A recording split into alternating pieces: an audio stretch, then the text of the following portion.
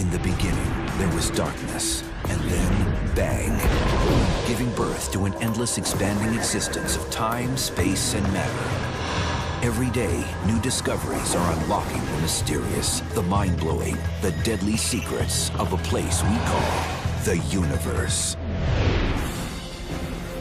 In the universe, it's important to know your nearest neighbors. But how much do we really know about our corner of the Milky Way? In just the last few years, scientists have uncovered incredible secrets lurking in our own backyard. New moons, new planets, and new mysteries. It's like there was a house in your neighborhood that you never knew was there. Meet new neighbors who are just passing through. There are planets that are wandering the galaxy aimlessly without a place to call home. And old friends whose days are numbered. It's conceivable that Betelgeuse will go supernova tonight. Join us for a tour of the neighborhood we're only now getting to know. This is Our Place in the Milky Way.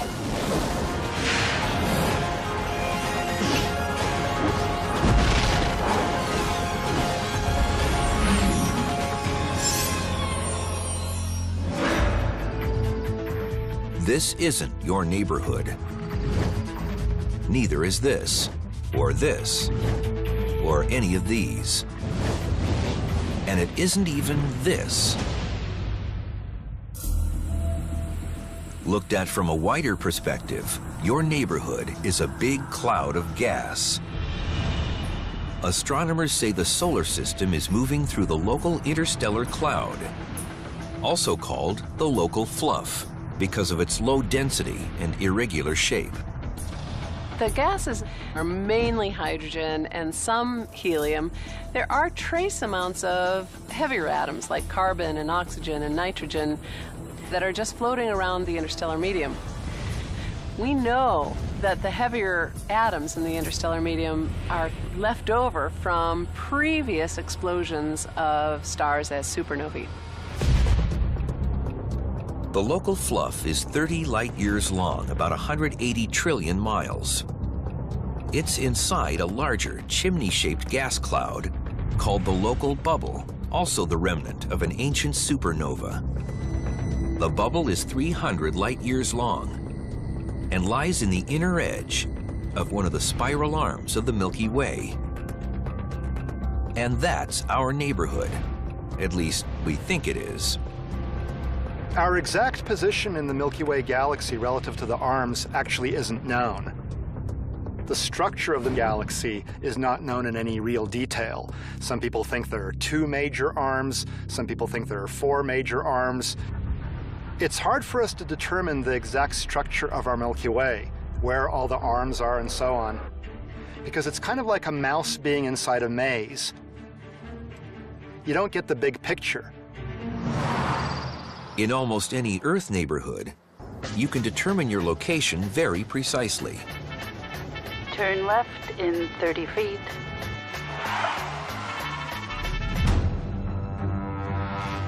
But when you're dealing with something as big as the Milky Way, GPS isn't an option. The galaxy is, 100,000 light years across. Even exploring our local neighborhood involves a lot of uncertainty. But if we did have a galactic positioning system, it would probably locate us about midway between the top and bottom of the Milky Way, and about midway between the galaxy's outer edge and inner core. Our solar system is about 26,000 light-years away from the center of our galaxy. According to one hypothesis, we have a very exclusive location. There's one idea that only stars in a certain range of distances from the center of our galaxy are in the so-called galactic habitable zone, that is, able to have life on planets surrounding those stars. It is just the right place with a star of the right temperature and a planet at the right distance for there to be a lot of liquid water on the surface where the chemistry of life began and evolved into us. The overall range of the galactic habitable zone extends from about 13,000 to 35,000 light-years from the center of the Milky Way.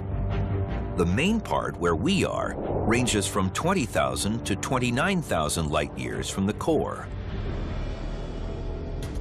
Inside the zone, old neighborhoods have been destroyed to make a place we can call home. Depending upon how you look at things, our local neighborhood, our local solar system, is actually a relatively safe place compared to what seems to be going on if you look at the universe in the large. In the early history of our solar system, it was a much more violent place when the material that formed the sun and the planets was still sorting itself out. There were all sorts of collisions and violent things happening that gave rise to this nice, calm, or relatively calm place that we have today. We think that the earliest stars formed out of hydrogen and helium alone, but that over time, the stars work as these processors that create the heavier elements. This is important because when those stars eventually die and explode, these supernovae, or stellar death explosions, seed the galaxy and the material around it with heavier elements. So for example, the carbon in our cells, the oxygen that we breathe, the calcium in our bones, the iron in our red blood cells, all those are heavy elements. We know that the sun is at least a second or third generation star because there are planets around it. There are things made of iron and carbon and other heavier elements. But the processes that led to life on Earth don't seem to exist outside the zone. Closer to the edge of the galaxy, fewer massive stars have exploded, producing fewer heavy elements. Further out in the galaxy, you don't have as many atoms like carbon, nitrogen, oxygen, the atoms that are so important for the chemistry of life.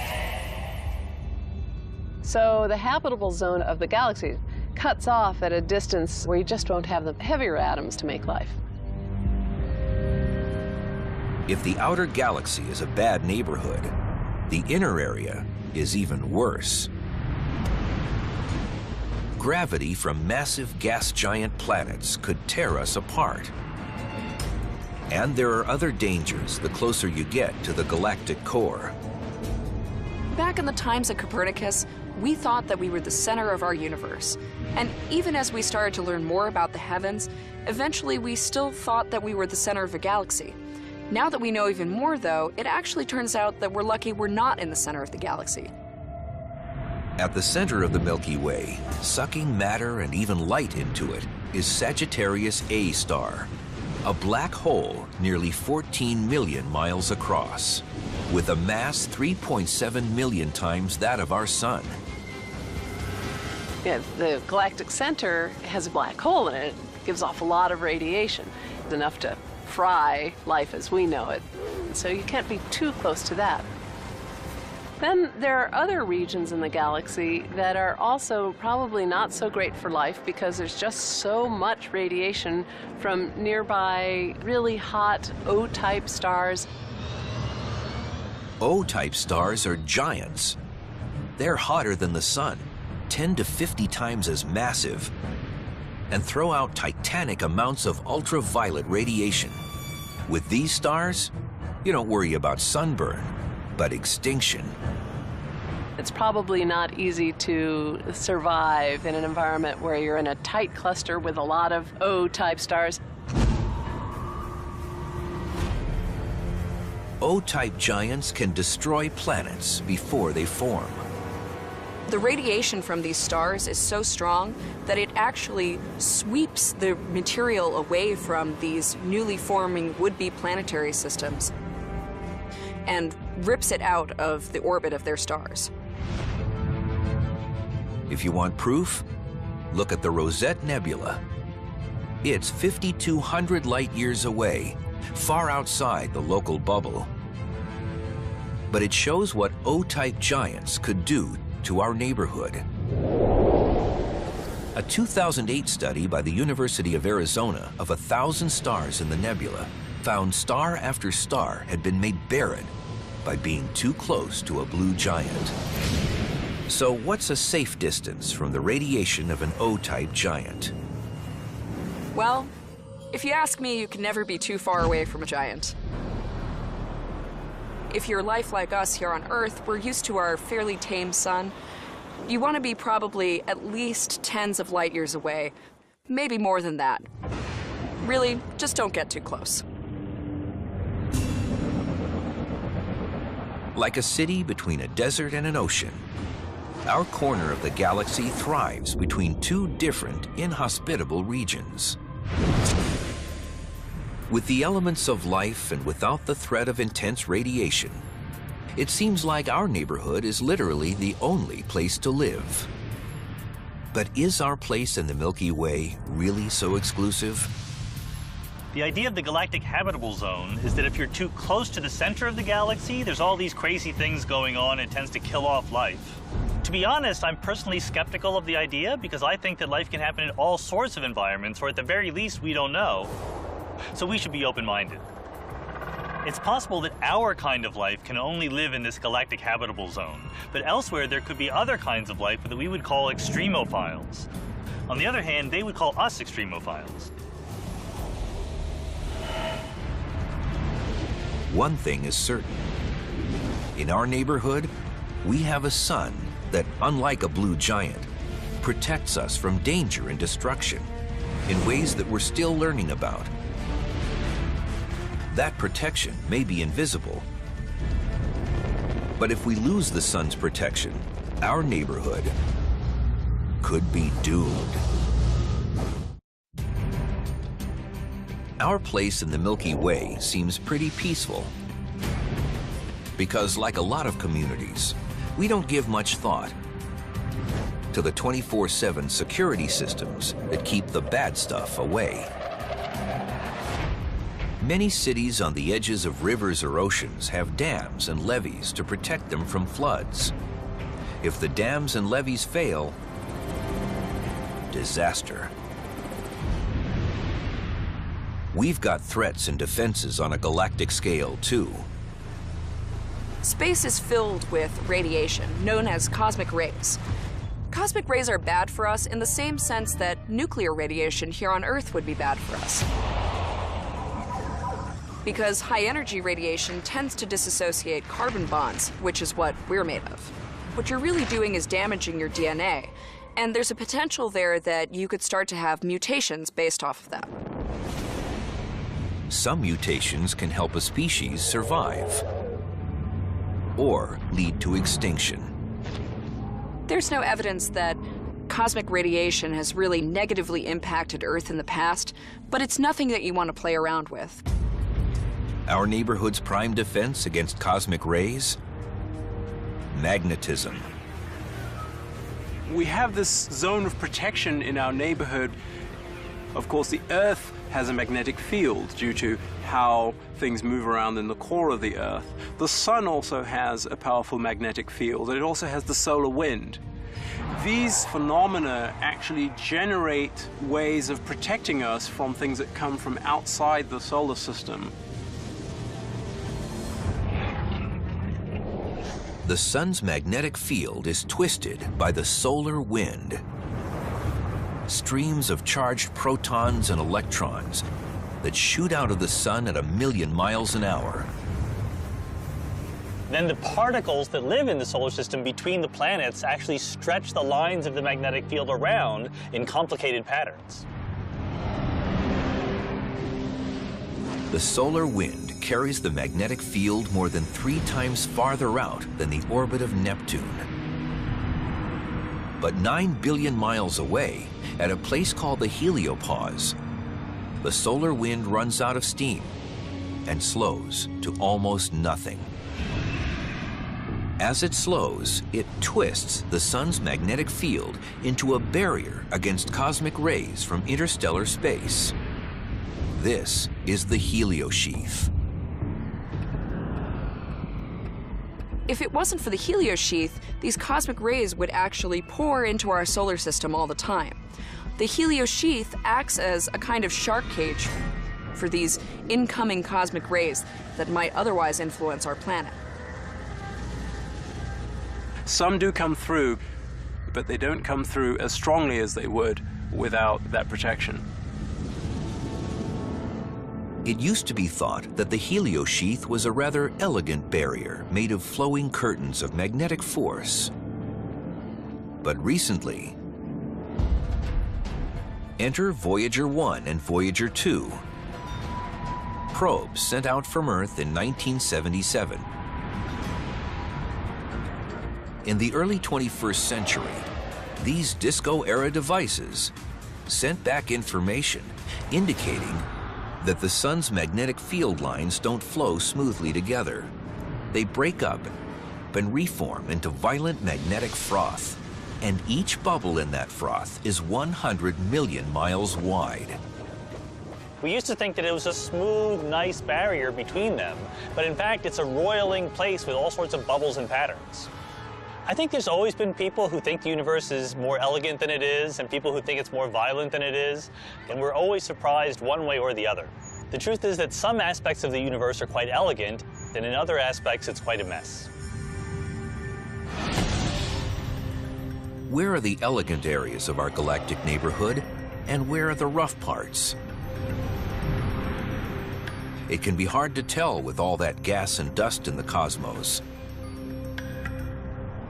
It's sort of like looking here. Behind me is Hollywood. There's even a landmark there, the Capitol Records building.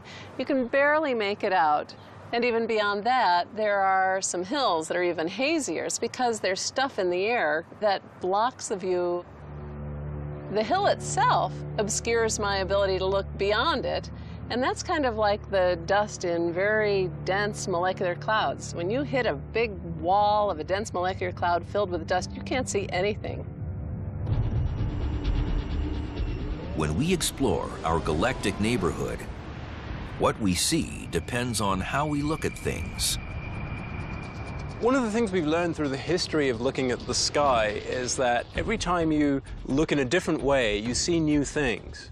And looking at the sky a different way often simply means looking in a different part of the electromagnetic spectrum. As we look up into the sky with our eyes or with the aid of optical telescopes, in the visible part of the spectrum, we see the night sky, and there's a lot to see, but it's only a fraction of what's out there. Some space telescopes see through cosmic dust with infrared vision, similar to that used by commercial infrared cameras. I've brought with me this plastic bag. And when I put my hand inside of the bag, you can't see how many fingers I'm holding up. With the infrared camera, you can see the heat coming off my body. So my face, which is warm, is red and white, but my hair, which is cool, shows up as blue. So with the infrared camera, you should be able to make out how many fingers I'm holding up, even though you can't see through this bag.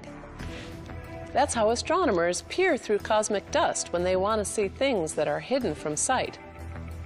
For example, stars being born are very warm, but they're obscured by dust shells. With infrared, we can see them.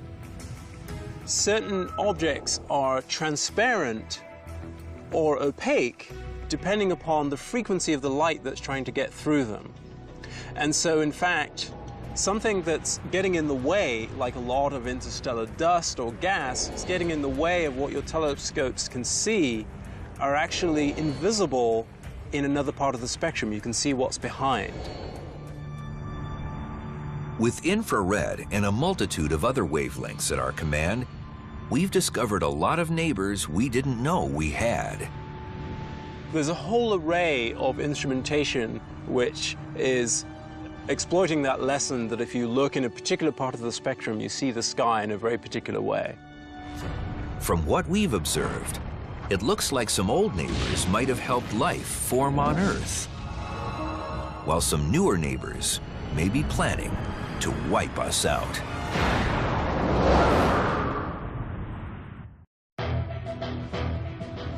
As we've explored our place in the Milky Way, we've met a lot of interesting new neighbors. but there are good neighbors and bad ones. Good neighbors are, for example, objects that are in predictable orbits, moving around, doing their own thing, minding their own business. We can look over and wave to them, but they're not going to do something sudden or dangerous to us. The bad neighbors then would be things that may do something unstable. They may do something that could affect us in a way that we can't predict when it's going to happen. So that might be when a star dies and explodes. Or it might be when something collides and bounces off something else and comes spinning in our direction. So classifying things roughly into good neighbors and bad neighbors is really a classification into predictability and unpredictability, or violence and non-violence, if you like. Sometimes a good neighbor will bring a moving-in gift. That might have happened to us billions of years ago, as the Earth was still cooling and forming out of recycled material from a recycled sun. We might have received a gift that changed everything. The early Earth was very hot, and probably any original surface water evaporated away. So we think that quite a bit of the water may have come from either comets or icy asteroids, or both. One of the theories about how we might have gotten so much water here on Earth is from icy bodies in the outer solar system left over from the formation of the sun and the planets, crashing into our inner solar system where Earth lives and delivers some of that water. According to one recent theory, about 4 billion years ago, the gravity of gas giants like Jupiter sent icy asteroids slamming into Mars, Earth, and Venus. But only on Earth did the ice penetrate into the mantle. The water softened the Earth and initiated a titanic process of plate tectonics, which led to the emergence of continents and oceans. And what of the life that formed in the oceans? Did organic compounds necessary for life also splash down from space? In rare meteorites called carbonaceous chondrites, scientists have found organic compounds like those that helped form life on Earth. These compounds are similar to what's been collected from many different sources, including Antarctic micrometeorites, interstellar dust, and comet samples acquired by NASA's Stardust mission in 2005. The origin of life involves a long series of reactions with many different organic molecules being just ones with carbon in them. And it's possible that different circumstances are needed to make the different organic molecules. Some of them might be made here on Earth, but others might be easier to make out in space, and then bring them here to Earth on asteroids or comets. It's possible that without extraterrestrial gifts from our neighbors in space, life on Earth might never have happened. Milky Way neighbors may have helped nurture us, but the Milky Way has things that can kill us as well.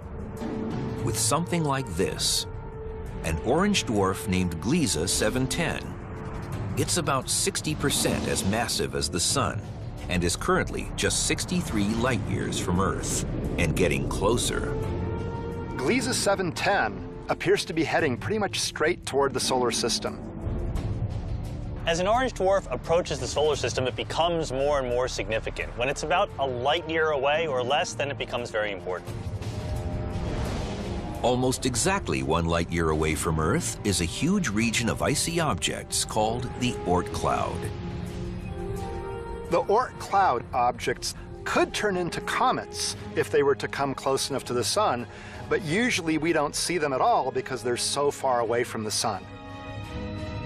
Billions of potential comets are waiting for something to give them a gravitational push.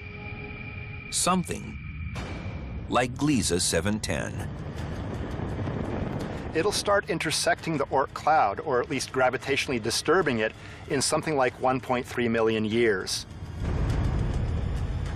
If Gliese 710 gets close enough, its gravity could turn harmless chunks of ice and dust into rampaging comets launched at us. The results for Earth could be devastating. At that point, there could be a huge onslaught of comets into the inner solar system that could lead to another mass extinction. We don't know that that'll happen, but it could happen.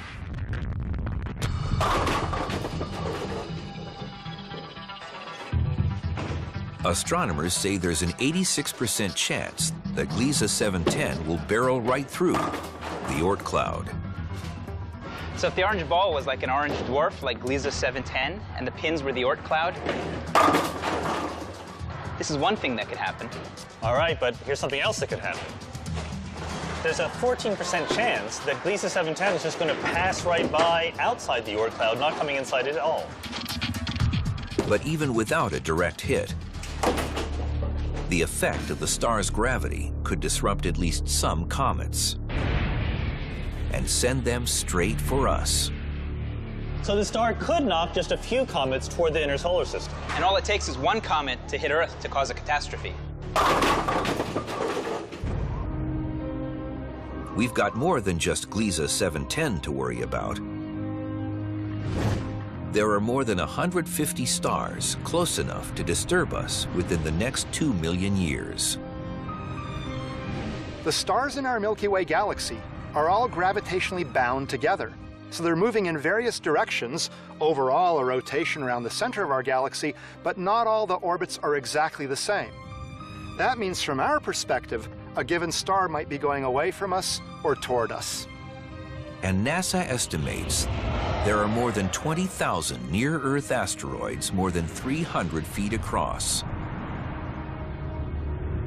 Like 2005 Yu-55, which in November 2011 came closer to the Earth than the Moon.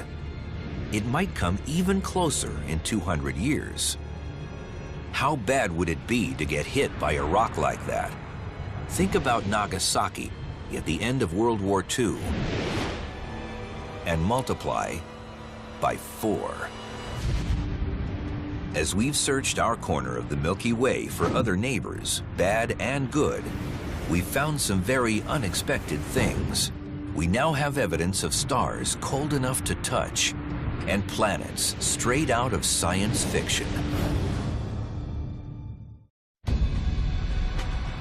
Exploring our place in the Milky Way has turned up one surprise after another. It's like there was a house in your neighborhood that you never knew was there and that you've suddenly discovered, but is just down the block.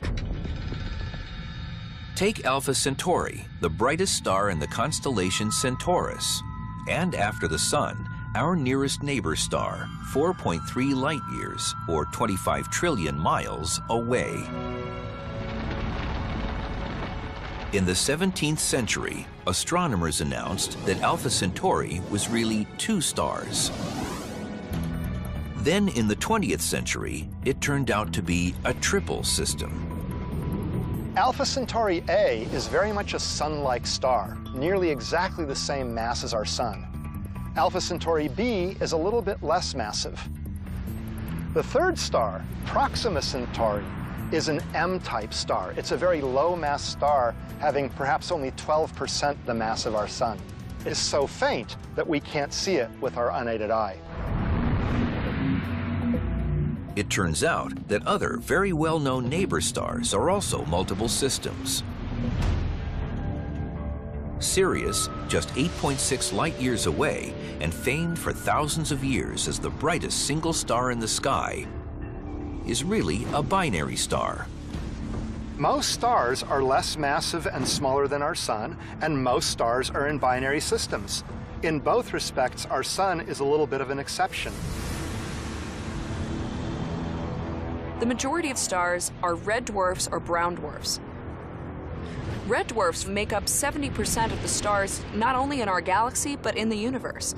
And so, even though we orbit our Sun and we tend to think of it as the iconic star, really, the red dwarfs are far more common. As for the brown dwarfs, these are neighbors we weren't sure existed until the 1990s. They're not quite stars, but they're not planets. Oh, and they're not really brown either. The brown dwarfs are some of the most mysterious denizens of the solar neighborhood because they're really very, very cold. And they're very dark, and that means that they don't give off a lot of light, and they're very difficult to see. In 2011, one of NASA's space telescopes, the Wide Field Infrared Survey Explorer, or WISE, found a series of brown dwarfs right in our neighborhood, between 9 and 40 light years away, with surface temperatures once considered impossible. One of these brown dwarfs that we found is actually so cool that you could touch it with your hand. It's only 80 degrees Fahrenheit, the same temperature as a really lovely day out here on Earth. And so, who knows what else we'll find? The more we look, the more we see. Why are stars so many different colors? That's what Anna Kay of Baton Rouge, Louisiana, texted to Ask the Universe. Anna, that's a really interesting question. Basically, stars have slightly different colors because they have different surface temperatures.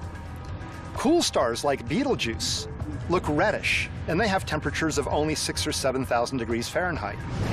The hottest stars like Rigel appear bluish, and they're upwards of 20,000 degrees. Then there are stars like the Sun with temperatures of 10,000 or 11,000 degrees, and they look white. Now, the Sun looks yellow when it's setting, but that's because of atmospheric effects. Its true color is white. There are more than stars out there. We've discovered hundreds of neighboring planets inside and outside the local bubble. We have discovered a lot of exoplanet candidates through a mission called Kepler that is looking at essentially little eclipses when a planet moves in front of its parent star and then out, and the light dips a little and then goes back up. It's very difficult to see, analogous to watching for a single light bulb going out on the Vegas Strip.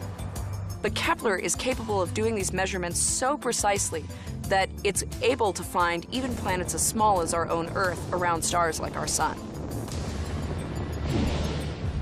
The first exoplanet we discovered was only about 15 years ago, and it was very much like we were the only house on the block, and we saw the first neighbor putting up their house. And ever since then, the entire neighborhood has grown. You built up communities of other exoplanets out in our local neighborhood. As far as we know, our nearest planetary neighbor outside the solar system is just down the street, 10.5 light years away, orbiting the orange star Epsilon Eridani. This planet isn't exactly something that we could go visit and expect to find life. We think that this planet is more equivalent to a planet like Jupiter in our solar system, a big ball of gas, which, as we understand it anyway, isn't a great place to look for life. A little farther out, about 200 light years, is another surprise. A planet that looks like something out of a Star Wars movie. Just recently, the Kepler telescope discovered a planet that orbits two suns, and this is a planet called Kepler-16b. So this planet, even though it has similarities to Tatooine, isn't exactly like Luke Skywalker's homeworld. It's actually a planet that's icy and gassy, more like Saturn than our own Earth. Now, we were never sure prior to this discovery whether you could have a planet that actually has two suns. And so, now that we found one, we know that these are possible. And that's really interesting because it means that these binary systems are good places to look for planets. In 2011, astronomers unveiled a new kind of planet in our neighborhood, the homeless. There have been some indications that there are planets to be found that are not in orbit around their parent star. They started out in orbit around their parent star, but somehow got ejected from their solar system, and now they're wandering the galaxy aimlessly without a place to call home. So one wonders if pretty soon we'll have another new definition that encompasses those bodies that used to be planets and no longer have a parent star. I think it's still valid to refer to these ejected bodies as planets because planet is the Greek word for wanderer, and they are certainly wandering through deep space. We've even learned new things about our solar system neighbors. In the summer of 2011, the Hubble Space Telescope took the first pictures of the dwarf planet Pluto's previously unsuspected fourth moon. Now you might wonder, Pluto's not all that distant. Why did it take us so long to find a fourth moon? Well, it's because it's very, very small, only 10 to 20 miles in diameter. So it's very faint. It reflects only a little bit of the sun's light. The new moon is probably a frozen, lifeless world, like Pluto itself. So far, all of our newly discovered neighbors have been too hot or too cold to have any possibility of our kind of life.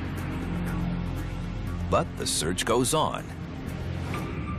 So even though we haven't done it yet, we're at this point where our technology has caught up to our needs, and we're actually going to be able to start finding those planets like Earth in the really near future. However, being able to determine whether they would be supportive of life is a much more difficult task. None of the exoplanets we've discovered in our corner of the Milky Way pose any threat to us. But what about some of the stars out there? Could some of them die and take us with them?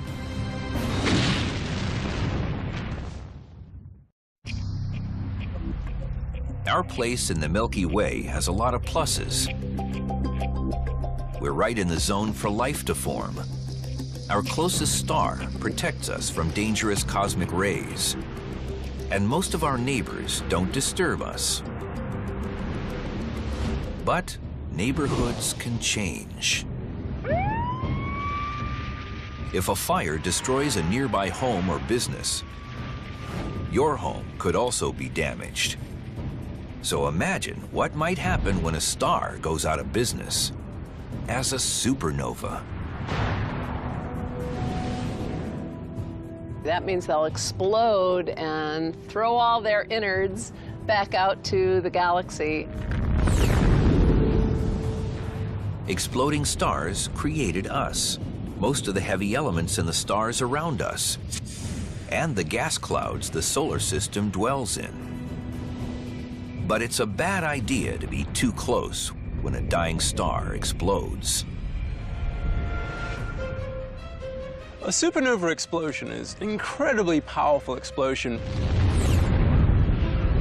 The core of the star bounces out and smashes into the outer layers and blows them out into the galaxy.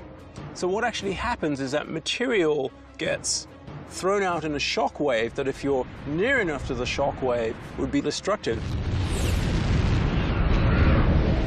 If it's 10 light years away or so, then high-energy radiation, like from X-rays and gamma rays, can harm us. It can, for example, destroy part of the ozone layer. What happens is the radiation comes in, disrupts nitrogen molecules.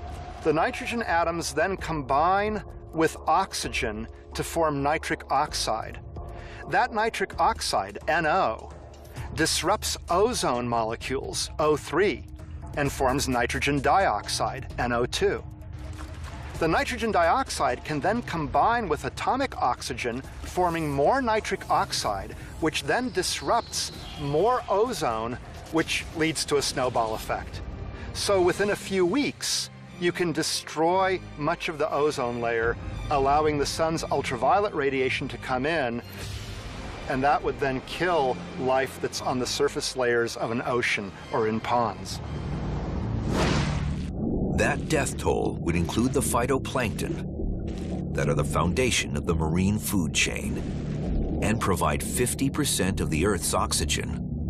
And that would spell doom for most larger forms of life, including us.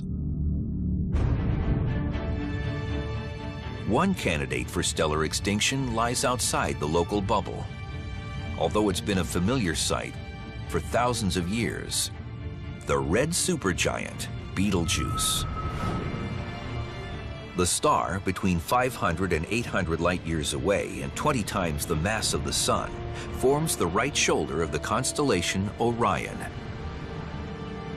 Betelgeuse is getting near the end of its life. Between 1996 and 2011, Betelgeuse shrank by 15%. For reasons that are still not understood. The red giant may go supernova in 500,000 years, or it may have already happened. It's conceivable that Betelgeuse will go supernova tonight, or tomorrow night, or next week. But it's much more likely to become a supernova in 100,000 years or in a few 100,000 years. Given that Betelgeuse is at least a few hundred light years away, it's possible that it's already blown up, and we just don't know it because the light hasn't reached us yet.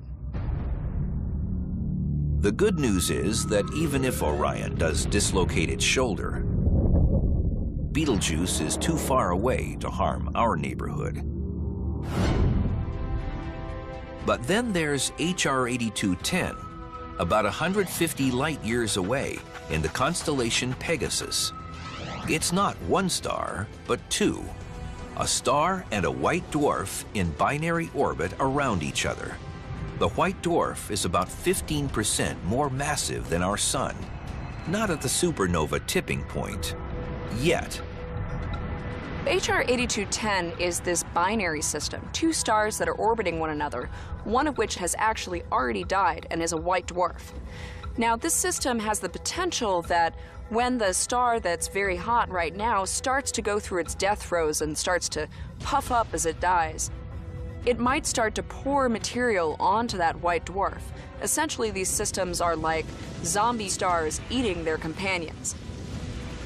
When that normal star starts to expand, the white dwarf will start stealing material from its companion, becoming more massive. And if it reaches a certain unstable limit, it'll blow up as a Type 1a supernova.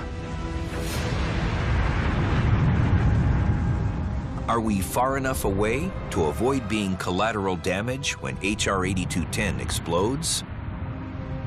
If you want to be completely safe from a supernova, you should be at least 100 light years away. 10 light years might be enough, but it might not. It depends on what effect kills you first. But that won't happen for a really long time. And by then, we will have moved off, and it will have moved off, because everything in the galaxy is really on its way somewhere. So over time, that might happen, but at the point that it does, it probably won't be very close to Earth at all anymore. But don't feel too comfortable. The threat of HR 8210 was only discovered in 2002. How many more potential supernovas are out there? How close are they to us?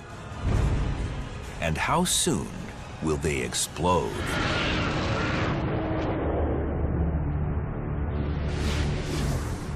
To possibly make matters worse, some astronomers say that there are a lot more supernovas in our neighborhood's future.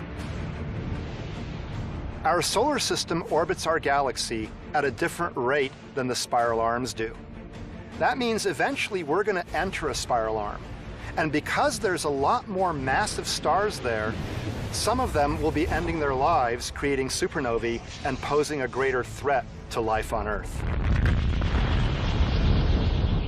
Still, our place in the Milky Way is secure for tonight, and for at least a few million nights to come. Plenty of time for more exploration and more surprises. We live in a pretty diverse neighborhood, actually, and things are changing. The galaxy is not a static place, so it's going to be an interesting place to see in a billion years.